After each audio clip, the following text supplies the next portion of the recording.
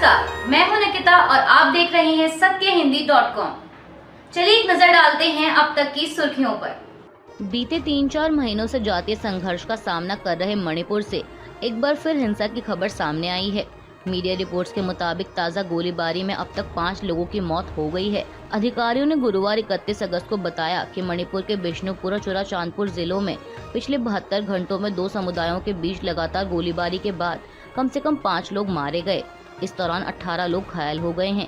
अधिकारी ने कहा कि बिष्णुपुर जिले के खोइरेंटेक की तलहटी और चुराचांदपुर जिले के चिंगफे और खोसाबुंग इलाकों में गोलीबारी जारी है। न्यूज एजेंसी पीटीआई के अनुसार अधिकारी ने बताया कि हिंसा मंगलवार 29 अगस्त को शुरू हुई, जब खोइरेंटेक इलाके में भारी गोलीबारी के बाद लगभग 30 साल के ग्रामीण वॉलंटियर की मौत हो गई थी। उन्होंने बताया कि बुधवार शाम से कुछ घंटों की शांति के बाद गुरुवार सुबह फिर दोनों समूहों के बीच गोलीबारी शुरू हो गई। अधिकारियों ने बताया कि बुधवार की हिंसा में घायल एक व्यक्ति की मिजोरम के रास्ते गुवाहाटी जाते समय रास्ते में ही मौत हो गई थी। एक अन्य घायल व्यक्ति की भी गुरुवार सुबह करीब 9 बजे चुराचांदपुर जिला अस्पताल में मौत हो गई, जहां उसका इलाज चल रहा था। इस बीच इंडिजिनस ट्राइबल लीडर्स फोरम ने हिंसा में मरने वालों की संख्या 5 होने पर चुराचांदपुर में तुरंत आपातकालीन बंद का आह्वान किया। ITLF के एक बयान में कहा गया है कि पानी और चिकित्सा आपूर्ति सहित आवश्यक सेवाओं को बंद से छूट दी गई है। साथ ही ITLF ने दावा किया कि पीड़ितों में सिंगर LS मंगबोई लुंगडिम भी शामिल है, जिन्होंने 3 मई को मणिपुर में जातीय हिंसा भड़कने के बाद एक गीत तैयार किया था।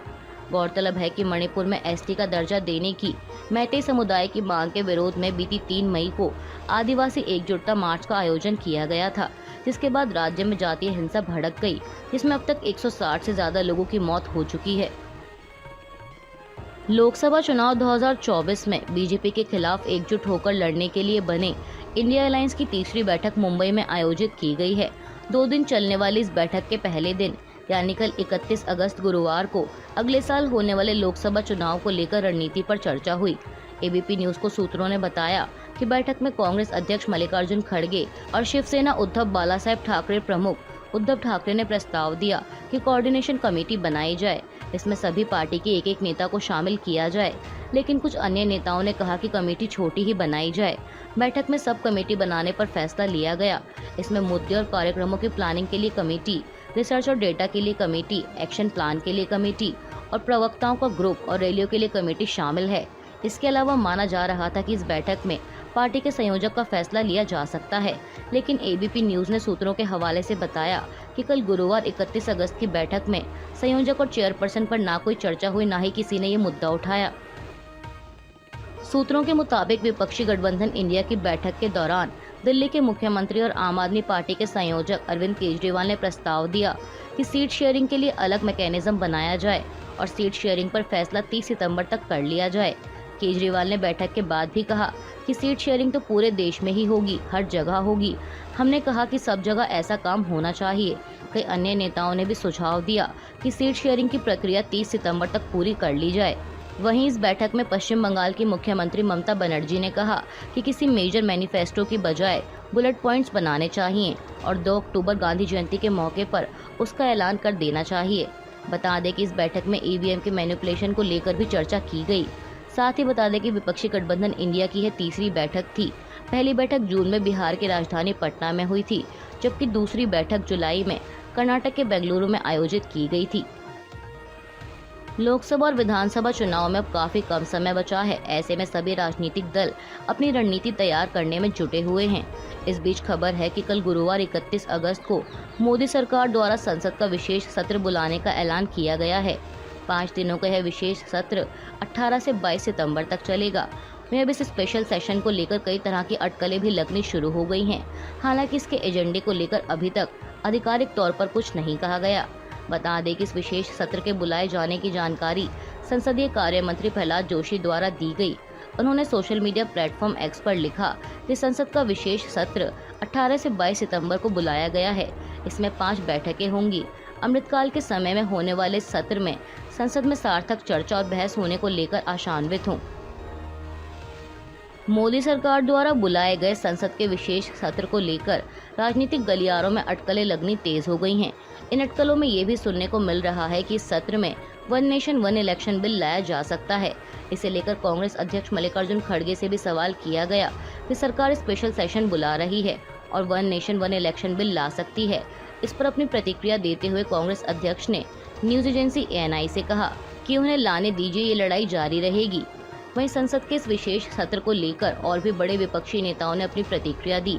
इस कड़ी में शिवसेना उद्धव बालासाहेब ठाकरे प्रमुख उद्धव ठाकरे ने कहा कि महाराष्ट्र के सबसे बड़े फेस्टिवल गणेश चतुर्थी के दिन बैठक बुलाई है, जाने क्या खिचड़ी पका रहे हैं।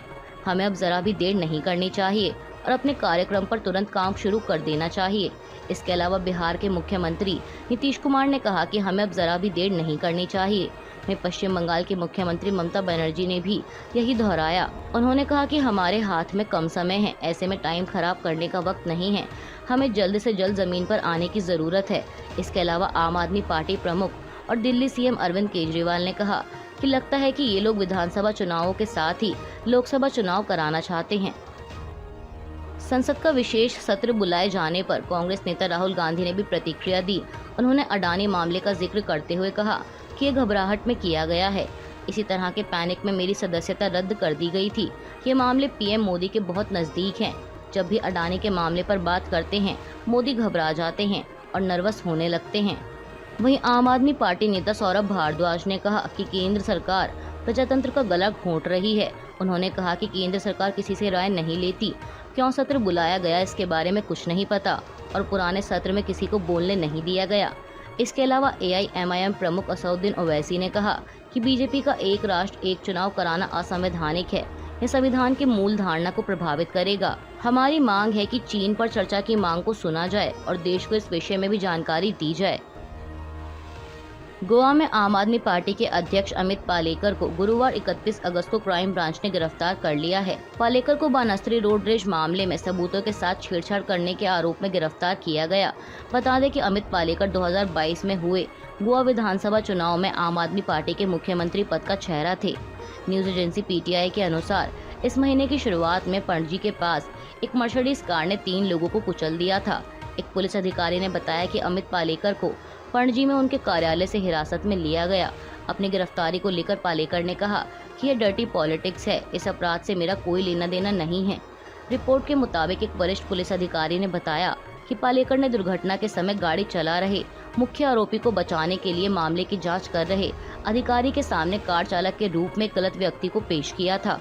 पुलिस अधिकारी ने कहा कि पालेकर को भारतीय दंड संहिता की धारा 201 यानी अपराध के सबूतों को मिटाने या अपराधी की गलत जानकारी देने के तहत गिरफ्तार किया गया है। वहीं पुलिस द्वारा ले जाते समय पत्रकारों से बात करते हुए पालेकर ने दावा किया कि उन्हें कुछ दिन पहले सत्तारूढ़ BJP में शामिल होने की पेशकश की गई थी, लेकिन उन्होंने इनकार कर दिया। पालेकर ने किसी का नाम लिए बिना कहा कि मुझसे कहा गया था कि अगर आप हमारी बात नहीं मानेंगे तो हम आपको सबक सिखाएंगे।